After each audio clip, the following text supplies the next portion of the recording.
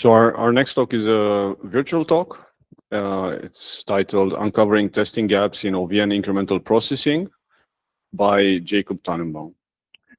The speaker is online in the Google Meet and is available for questions after the video.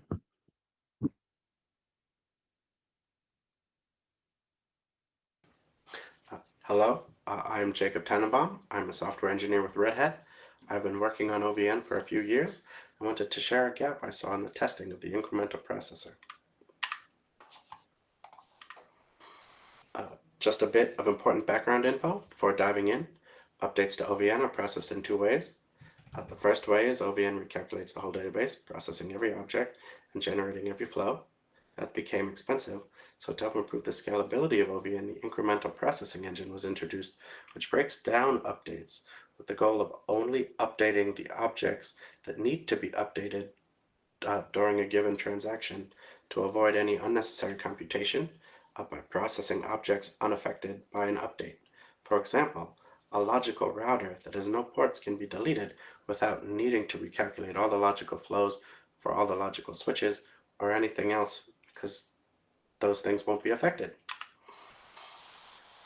Let me quickly mention that the incremental processor is made up of engine nodes that are used to organize and guide the flow of updates based on their exit state and structs generated to track data through the update. That is beyond the scope of this presentation, but mentioned to make this test code clearer. The testing of the incremental processor is done in a straightforward way. The OVN controller has counters that can tell us when an engine node has recomputed all the data or was able to incrementally process the update. Those counters are cleared, an operation is performed, in this case setting an option on a load balancer. The incremental processing engines that are part of the update have their counters checked. In this case, the engine node LB data was the only node that was able to incrementally process its part of the update.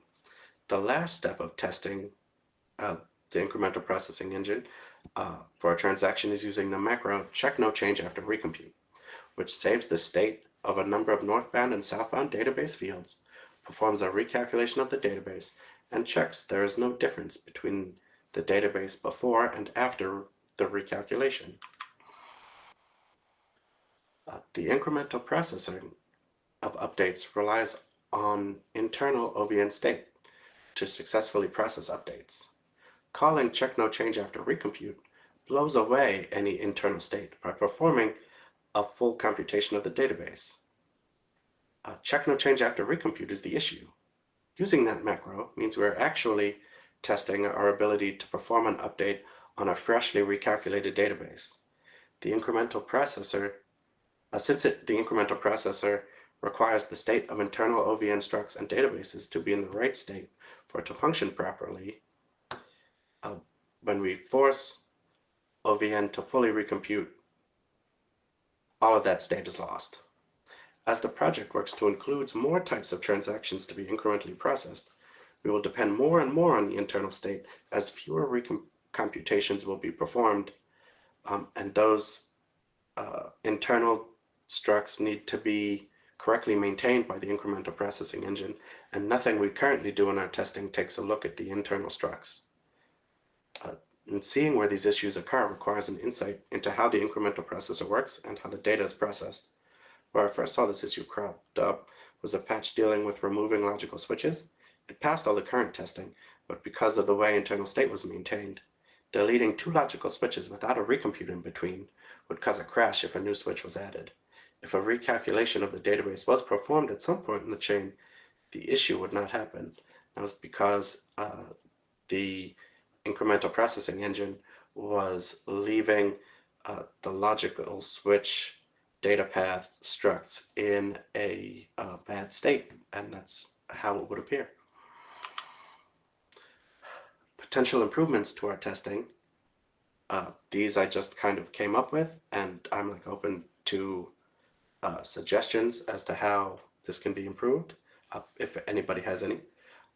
Store the output that we are expected to produce for each step of the test, basically manually doing what the macro does today. That has the issue that it will make changing the test very difficult, but it will test what we want. Run each test twice, once to force, recalculate, and gather the expected results for each step of the test, and the second time to compare against the incremental processor results without forcing the recompute. This has the benefit of not having each engineer create all the database states and have to save them and download them with the repo, but it does make the testing take twice as long.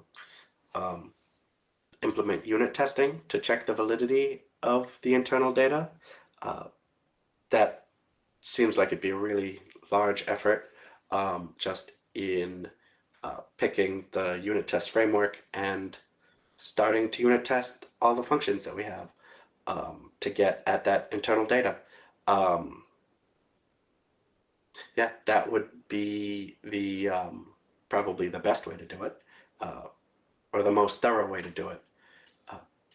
Or finally, create a few very long test cases that don't force the recompute, but do check the recompute counters and do any functional testing to make sure that, you know, what the end database is kind of doing what we want or expect, to see how transactions affect each other.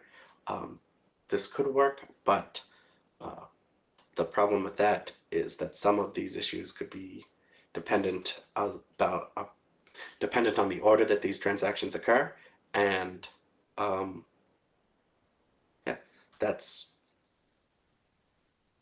would probably be the quickest, you know, to implement.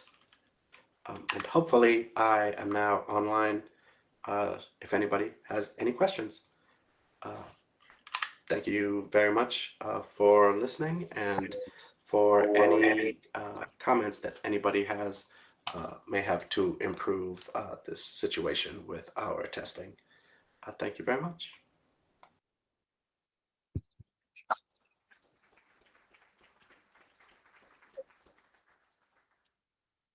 Are there any questions for our speaker? Anything online? Oh, there's one here. I was just asking if he heard the applause. So Yeah, I heard it. I do have a question for you, Jacob. Have you decided on which of the approaches to implement as the first step? I have not. I thought they all kind of had pluses and minuses, but I was hoping for some input. And, you know, if not here, then maybe in the IRC meeting, or, you know, because some of them require more work than others. Yeah, definitely. While you're presenting the issue, my thought was, why don't we run the test case twice? And I see you listed it there. So maybe that's the easiest to implement. But yeah, we can discuss further, I guess, with the rest of the community. Thanks. Yep. Thank you. Let's thank our speaker again.